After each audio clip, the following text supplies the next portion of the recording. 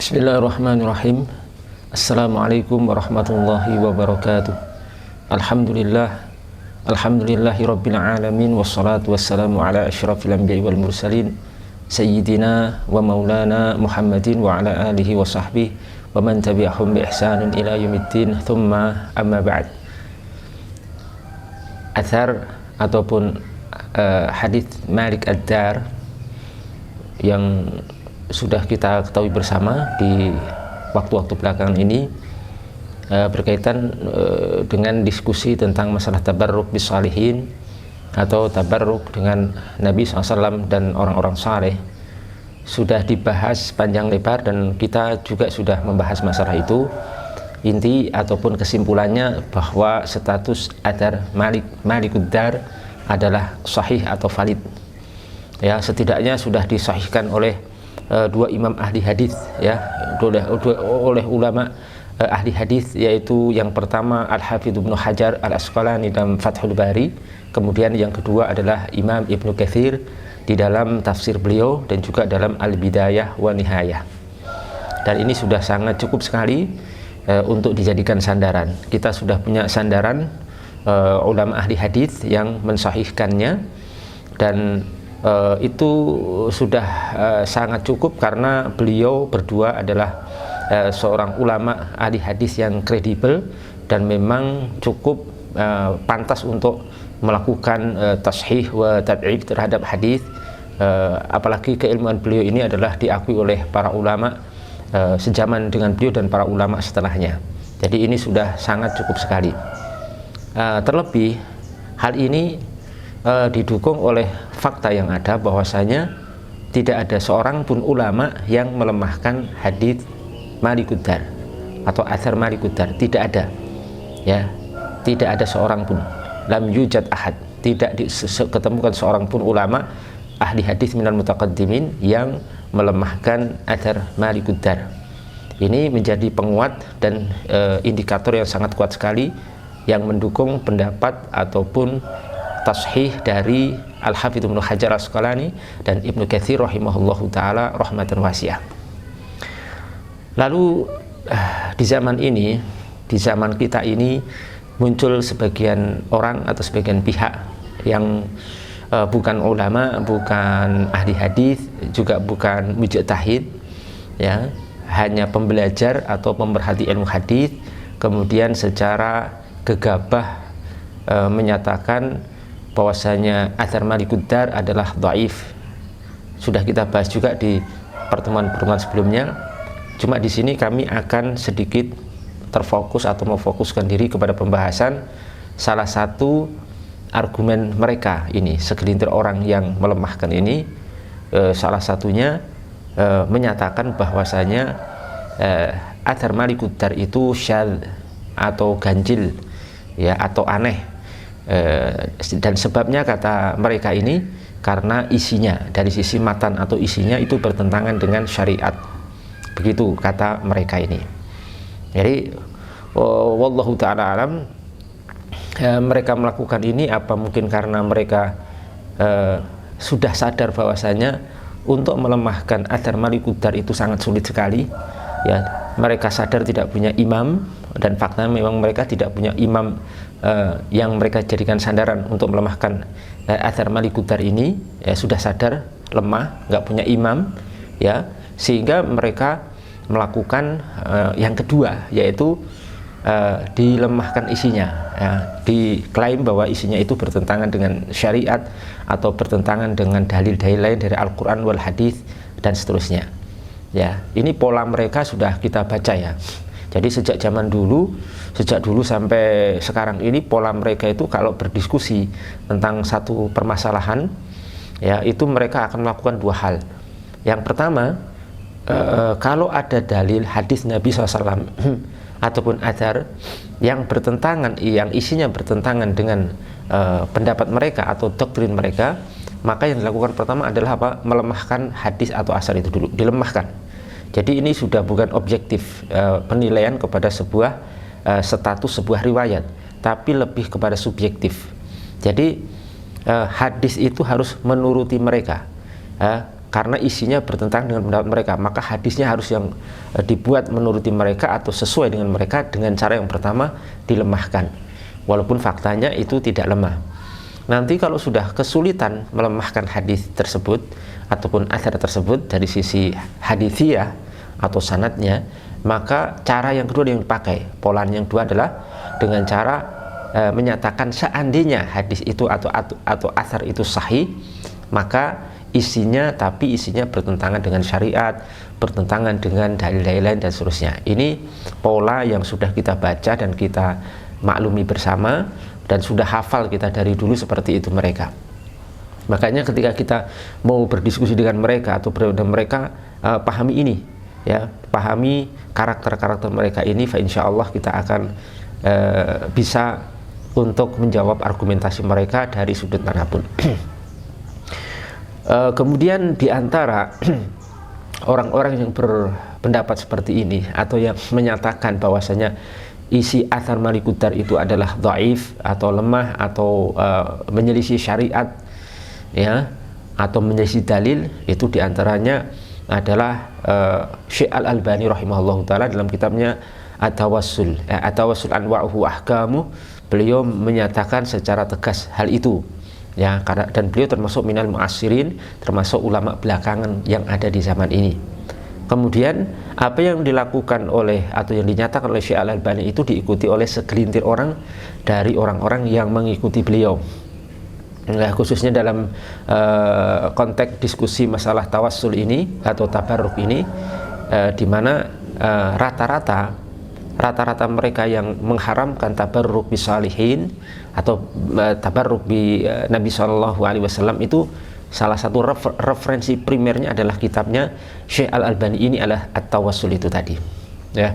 Mau diakui atau tidak, mau berkelit kemanapun, itu harus diakui bahwasanya referensi primer salah satunya adalah kitabnya Syekh Al-Albani rahimahullahu ta'ala, dan ini fakta yang harus diakui karena memang faktanya seperti itu.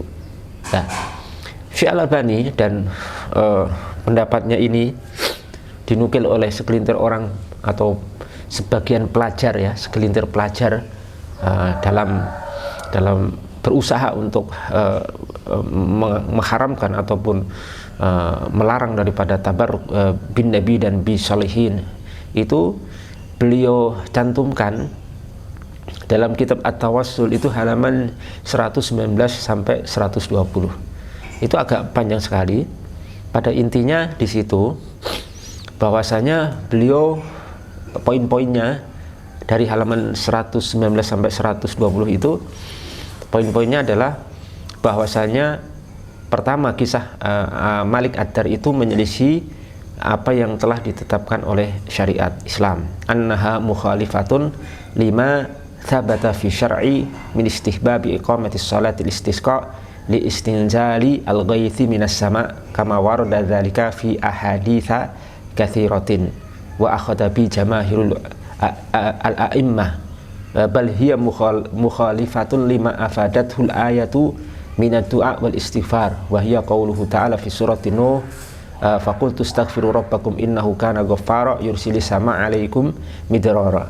Jadi di situ Syekh Al-Albani menegaskan bahwasanya seandainya pun hadis ataupun athar Malikud Dar itu sahih, tetapi itu menyelisihi syariat Islam, menyelisih syariat Islam, di mana kata beliau sunnahnya untuk meminta hujan turun itu dengan sholat istisqa, ya, sholat istisqa sebagaimana disebutkan dalam beberapa hadis, ya, dan juga dalam ayat yang sudah kita baca tadi, yang artinya maka aku berkata kepada mereka, mohonlah ampunan kepada Tuhanmu, sungguh Dia Maha Pengampun, niscaya Dia akan menurunkan hujan yang lebat dari langit kepadamu. Maksudnya di sini kalau mau minta hujan itu dengan sholat istisqa atau berdoa dan beristighfar pada Allah Subhanahu wa taala, lalu minta kepada Allah. Nah, kemudian Syekh Al-Albani melanjutkan di situ.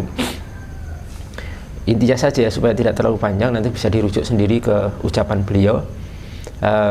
Model minta hujan seperti ini, sholatul istisqa, kemudian berdoa ya, kepada Allah, itu juga yang dilakukan oleh Umar bin Khattab, ya, di mana beliau ini ketika memohon hujan itu beliau bertawasul dengan doa Al-Abbas, ya, doa Al-Abbas, ya, sudah dijelaskan sebelumnya, kata beliau seperti itu, ya. Kemudian ini diklaim dari Syekh Al-Albani merupakan kebiasaan para ulama as-salaf as-salih, ya, ketika terjadi kondisi kemarau panjang dan seterusnya. Apa itu? Mereka bersolat, solat istisqa dan berdoa, gitu ya. Dan Syekh Al-Albani juga mengklaim bahwasanya apa yang dilakukan di isi di matan kisah Athar Malikud Dar itu tidak pernah dilakukan oleh para sahabat, ya, radhiyallahu ta'ala anhum, ataupun para as-salafus saleh radhiyallahu ta'ala anhum. Ya, seandainya itu disyariatkan, tentu mereka tidak akan pernah meninggalkannya, ya, mereka tidak akan pernah meninggalkannya. Ketika mereka tidak melakukan, kata Syekh Al-Albani, berarti itu menunjukkan sesuatu itu tidak disyariatkan atau dilarang atau haram. Baik, itu kurang lebih kesimpulan nukilan dari Syekh Al-Albani yang biasanya dipakai oleh para pelajar di zaman ini untuk juga ikut-ikutan mengharamkan tabarruk bisalihin atau tawassul bisalihin, atau tabarruk dan tawassul bi qabri Nabi SAW, tawassul dan tabarruk dengan kubur Nabi SAW. Kita akan jawab argumentasi ini dari beberapa sisi, ya, kurang lebih 5 sisi atau 5 poin. Pertama, kalau disebutkan atau diklaim bahwasanya kisah Malik Ad-Dar ini menjadi syariat, itu tidak benar, ya, tidak benar, karena pada kisah Malik Ad-Dar itu tidak ada sedikit pun hal yang menyelisih syariat, ya. Esensi daripada kisah Malik Ad-Dar itu apa? Esensinya kan seorang laki-laki yang kemudian disebutkan oleh Al-Hafidz Ibnu Hajar Al-Asqalani bernama Bilal bin Al-Harith Al-Muzani, seorang sahabat, mendatangi kubur Nabi. Kemudian di kuburan itu ini Bilal ini apa yang dilakukan? Apakah menyembah Nabi? Apakah meminta Nabi menurunkan hujan? Tidak. Ya, coba dibaca lagi teks hadis ataupun athar Malik Ad-Dar itu. Laki-laki itu atau Bilal bin Al-Harith Al-Muzani hanya menyampaikan, wahai Rasulullah, mintalah kepada Allah agar menurunkan hujan untuk umatmu. Perhatikan, mintalah kepada Allah agar menurunkan hujan untuk umatmu, karena mereka akan celaka kalau terjadi muslim kekeringan seperti ini, kemarau berkepanjangan. Di situ Bilal bin Al-Harith Al-Muzani bukan meminta kepada Rasul untuk menurunkan hujan, tapi hanya meminta Rasulullah untuk berdoa kepada Allah agar Allah menurunkan hujan. Berarti ini mintanya kepada Allah hanya melalui perantara siapa? Rasulullah Shallallahu Alaihi Wasallam. Itu tidak ada yang salah di situ. Ya, sebabnya apa? Sebab Rasulullah SAW di kuburnya itu hidup, ya, hidup hayatan barzakhiyah. Beliau hidup di kuburnya dengan kehidupan barzah, alam barzah, di mana alam barzah itu alam transit menuju akhirat. Maka masih ada separuh dunia, separuh akhirat, gitu. Masih pertengahan 50-50. Makanya masih terjadi interaksi. Sebagian interaksi masih bisa terjadi. Ya, beliau mengetahui orang yang mendengar, beliau mengetahui dan mendengar orang yang menziarahi beliau, ya kan? Beliau juga bisa berdoa pada Allah di kuburnya, ya. Semua ini ditunjukkan dalam hadis-hadis yang sahih dan atau minimalnya hasan. Lalu permasalahannya di mana? Kesalahannya di mana ataupun pelanggaran syariatnya di mana kalau faktanya seperti ini, substansinya seperti ini, konsepnya seperti itu? Itu nggak ada yang salah. Tidak ada kesyirikan, tidak ada pelanggaran yang haram, ya. Meminta kepada sesuatu, meminta sesuatu kepada seseorang yang seseorang itu bisa melakukannya, selesai kan? Sebagaimana kalau kita datang kepada orang soleh yang masih hidup atau Nabi SAW masih hidup, kemudian ya Rasulullah doakan agar anak saya sembuh. Loh, salahnya di mana? Ya kan? Sama saja antara beliau masih hidup atau sudah wafat, itu sama saja. Esensinya kita hanya meminta beliau mendoakan pada Allah. Nggak ada bedanya itu. Esensinya, substansinya sama. sama-sama hidup juga, hidupnya ada hidup duniawiyah dan hidup barzakhiyah, ya kan? Nggak ada yang salah, kecuali di kisah Malik Ad-Dar itu laki-laki itu meminta Rasulullah menurunkan hujan, itu mungkin bisa salah. Tapi kan ini meminta Rasulullah berdoa kepada Allah agar menurunkan hujan. Jadi konteksnya atau esensinya itu adalah doa sebenarnya, adalah doa saja, nggak ada yang lain. Nah, sementara Syekh Al-Albani tadi menyebutkan bahwa yang sunnah itu katanya, ya, yang sunnah itu katanya apa? Katanya meminta hujan itu dengan cara dua, yaitu pertama sholat, yang kedua doa. Berdoa ini bisa doa sendiri atau minta didoakan kepada orang lain. Sebagaimana beliau menyebutkan sendiri bahwasanya Umar ibn Khattab itu berdoa minta hujan bertawasul dengan Al-Abbas. Ya kan sama di situ. Intinya kan sama. Ya. Intinya sama. Kenapa kemudian ini dilarang, dianggap pelanggaran syariat, sementara yang itu tidak, gitu ya. Hanyalah itu sesuatu yang sama itu harus kita samakan, sesuatu yang berbeda harus kita bedakan. Nah, esensinya, kita bicara esensi atau substansi. Karena apa? Karena dalam menghukumi sesuatu itu bersandar kepada substansi, ya, kepada inti satu permasalahan.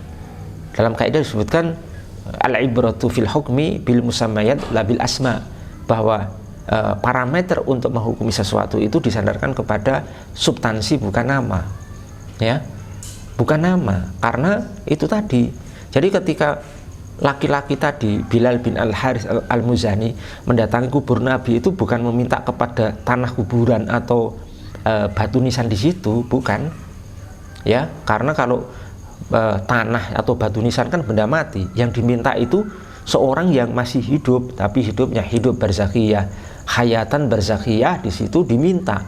Loh, itu sama saja dengan orang yang masih hidup di dunia, karena hidup itu ada dua, hidup hayatan duniawiyah, ada hidup yang hayatan barzakhiyah, ya. Sehingga sebenarnya yang tepat itu matan atau isi Athar Malik Ad-Dar itu bukan bertentangan dengan syariat, tapi bertentangan dengan pendapat Syekh Al-Albani dan orang-orang yang mengikuti beliau. Lah, itu yang lebih tepat sebenarnya.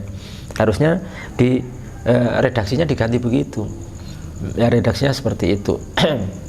Lah, kalau misalkan faktanya memang seperti itu, ya, bukan bertentangan dengan syariat, tapi bertentangan dengan keyakinan dan doktrin daripada Syekh Al-Albani sendiri, pemikiran Syekh Al-Albani dan orang yang itu beliau, maka katakan hadis Malik Ad-Dar itu bertentangan dengan pendapat kami, gitu. Jangan mencatut nama syariat untuk membenarkan ucapan atau perbuatan Anda, ya. Kalau ternyata seperti itu, ya nggak ngaruh, nggak ada pengaruhnya, ya. Tidak ada taksir dalam hal itu. Pendapatmu itu siapa, pendapat Anda siapa, itu apa, kemudian dipertentangan dengan sebuah athar yang sahih, disahihkan dua imam besar, Ibnu Hajar Al-Asqalani dan Ibnu Katsir, semoga Allah merahmati keduanya. Kemudian poin yang kedua, poin yang kedua tadi disebutkan bahwasanya intinya Syekh Al-Albani itu kalau mau minta hujan, menurut beliau caranya cuma dua, yaitu sholat istisqa, sholat ataupun doa. Nah, kemudian beliau mencontohkan Umar bin Khattab yang berdoa minta hujan bertawasul dengan Al-Abbas. Nah, intinya itu kan doa, ya, itu intinya doa. Secara tidak langsung Syekh Al-Albani itu membolehkan tawasul dengan makhluk.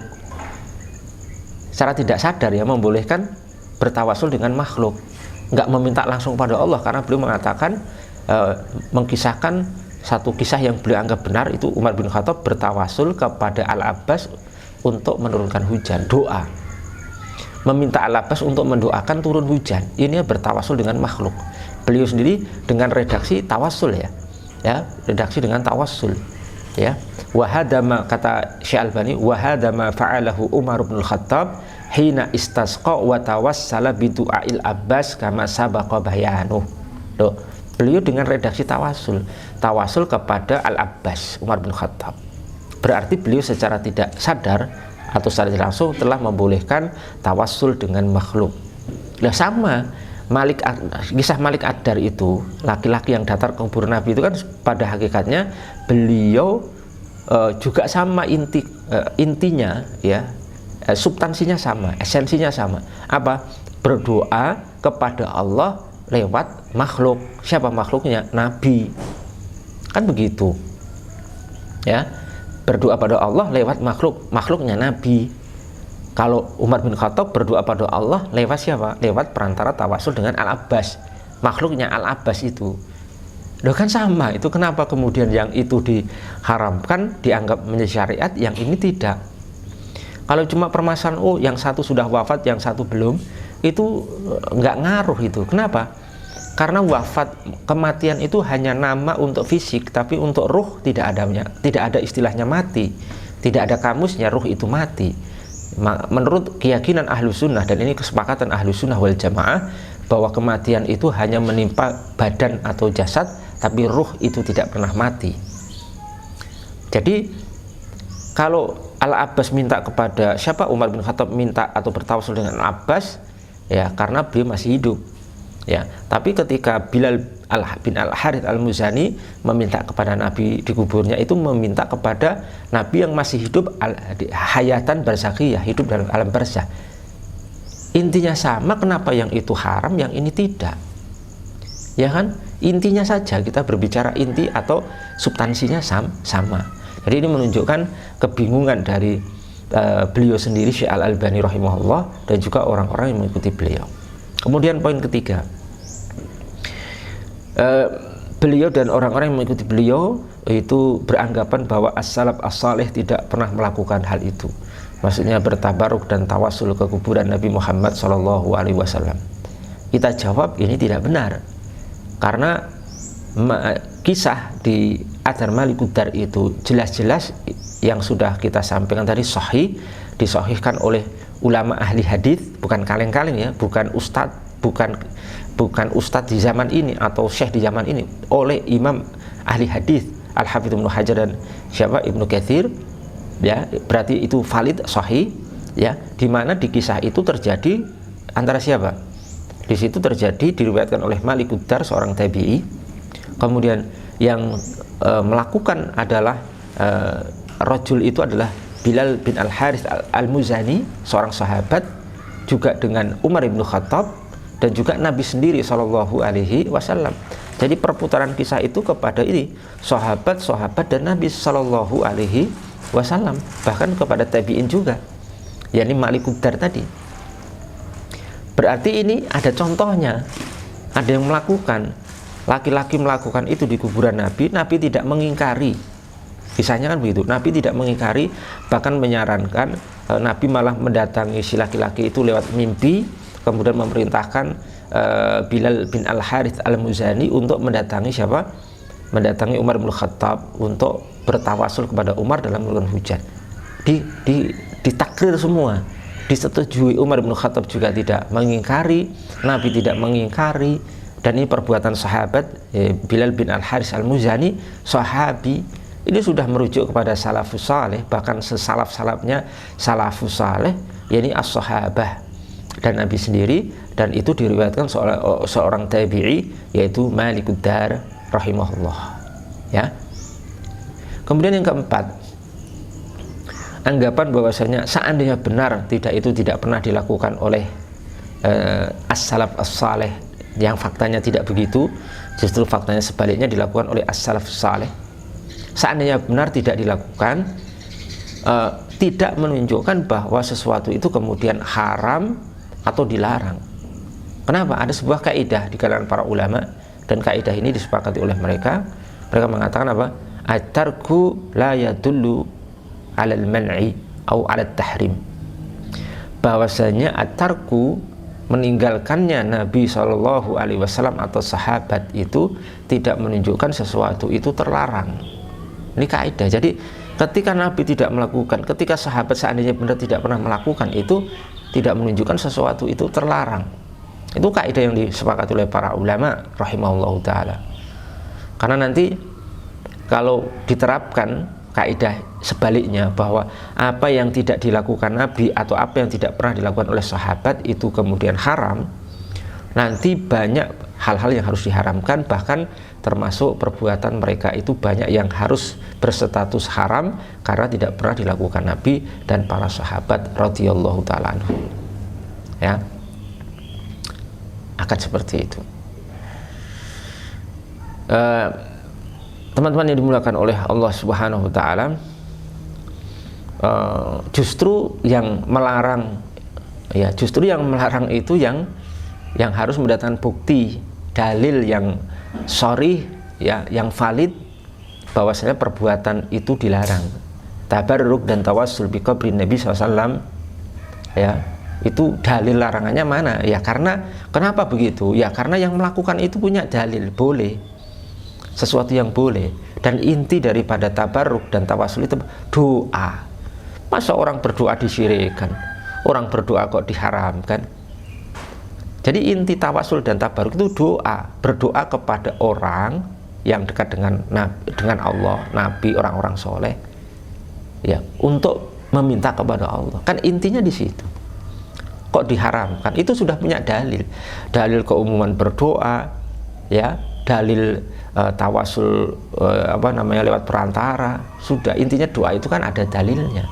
Lah kalian yang melarang berdoa dengan konteks ataupun konsep seperti ini, maka silahkan datangkan dalil kepada kita. Mana tabaruk itu haram atau tawasul itu haram, silahkan datangkan. Dari Quran boleh, dari hadis Nabi boleh. Kita tunggu sampai kapanpun, ya. Ya, karena kita berdiri, mayoritas ulama itu berdiri di atas argumentasi ilmiah dan dalil. Orang berdoa itu kan ada dalilnya, ya. Sementara kalian yang melarang berdoa, maka datangkan dalil kepada kita. Coba, faktanya mayoritas ulama dunia dari masa ke masa itu membolehkan tabarruk, ya, tawassul, tabarruk bin nabi bisalihin hayyan wa mayitan, baik mereka masih hidup atau sudah wafat, dibolehkan oleh mayoritas ulama dunia. Bahkan hampir semua ulama dunia dari masa ke masa, sejak ratusan tahun silam.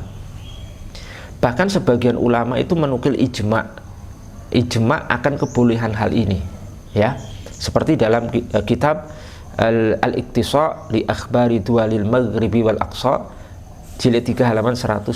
Di situ disebutkan apa? Di situ disebutkan wal qawlu al-faslu anna tabarruka bi atharil anbiya'i alaihi mussalatu wassalam wal awliya'i radhiyallahu anhum wa ziyarati atau waziyarata masyahidihim minal amril ma'rufi inda ummati Muhammad sallallahu alaihi wasallam al-mujma' alaihi khalafan wa salafan la yasi'u inkaruh. Pandangan yang menentukan al-qaul al-fasl, bahwasanya mencari berkah anna tabarruka bi atharil anbiya wal auliya, bahwasanya mencari berkah atau ngalap berkah dengan asar para nabi dan juga para kekasih Allah Subhanahu wa taala, ya, wa ziyarata masyahidim, dan sesungguhnya ziarah kepada kuburan mereka, ya, menziarahi mereka, makam-makam mereka itu, ya, minal amri al ma'rufi, termasuk daripada perkara yang sudah dikenal ma'ruf di kalangan inda ummati Muhammad SAW, di kalangan umat Nabi Muhammad Sallallahu Alaihi Wasallam, ya, al mujma'i alaihi khalafan wa salafan, dan itu merupakan perkara yang disepakati oleh generasi salaf, generasi terdahulu, generasi khalaf dan generasi salaf. Generasi salaf terdahulu dan generasi khalaf belakangan, ya, disepakati oleh generasi belakangan dan juga generasi salaf. La yasi'u inkaruh, yang mengingkarinya adalah hal yang tidak dibenarkan. La yasi'u inkar, tidak dibenarkan untuk mengingkari hal ini. Ini nukilan dari kitab yang sudah kita sebutkan tadi. Berarti apa? Bagaimana mungkin kemudian permasalahan ini kemudian dianggap terlarang? Hampir semua ulama, bahkan di sini ada kesepakatan ulama membolehkan hal itu. Tidak ada seorang pun ulama sebelum Ibnu Taimiyah yang mengharamkan atau melarang tabarruk dan tawasul dengan orang-orang saleh dan Nabi SAW.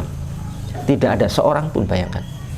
Menurut keterangan Taqiyuddin As-Subki, Imam Taqiyuddin As-Subki dalam kitab beliau, ya, tidak pernah ada. Ini sudah aneh, ya, sudah aneh sekali. Berarti sebelum Ibnu Taimiyah itu membolehkan semua, ya. Baru setelah era Ibnu Taimiyah di abad sekitar 78 itu baru beliau melarang juga diikuti oleh sebagian pengikutnya. Ya, yang aneh saja, ini yang poin kelima, bahwasanya para ulama yang meriwayatkan athar Malikud Dar, para muhaddits yang meriwayatkannya, ya, di kitab-kitab hadis mereka serta menyebutkannya di kitab-kitab mereka, itu tidak ada yang mempermasalahkan isi daripada hadis atau athar Malik Ad-Dar ini, nggak ada. Sampai pun Al-Hafidz Ibnu Hajar menyebutkan riwayat itu dalam Fathul Bari, disahihkan dan tidak dipersoalkan isinya. Ibnu Katsir dalam Al-Bidayah wan Nihayah dan dalam tafsir beliau menyebutkan dan tidak pernah mengkritik isinya. Dan ulama-ulama yang lain, ya. Apakah kemudian mereka ini tidak paham masalah tauhid, atau mereka tidak paham masalah kesyirikan? Tentu tidak. Tentu tidak. Mereka lebih a'lam daripada kita semua yang hidup di zaman ini tentang masalah tauhid wa syirik. Dan perlu diketahui bahasanya Ibnu Katsir itu muridnya Ibnu Taimiyah. Kemudian Az-Zahabi juga tidak mempersoalkan masalah ini, dan itu juga muridnya Ibnu Taimiyah rahimahullahu taala. Bahkan Ibnu Katsir dan Az-Zahabi ini banyak meriwayatkan kisah-kisah tabarruk bi qabrin nabi atau bi qabri para salihin, para aulia. Ya, kalau seandainya itu masalah yang diharamkan, nggak mungkin meriwayatkan atau menghikayatkan fakta-fakta itu, ya. Nah, demikian teman-teman sekalian. Kesimpulannya, dengan 5 jawaban ini kita bisa ambil satu sebuah kesimpulan bahwa hadis atau athar Malikud Dar itu adalah sahih secara sanadan, secara sanad, wa matnan, dan secara isi. Semuanya sahih, tidak ada permasalahan, tidak ada yang bertentangan, tidak ada yang melanggar syariat. Ya, ini ya, bisa kita sampaikan. Nanti kita akan lanjutkan dengan part yang berikutnya. Kita akan masih mengkritisi hal-hal lain yang berkaitan dengan diskusi tentang masalah ini. Semoga Allah mudahkan. Assalamualaikum warahmatullahi wabarakatuh.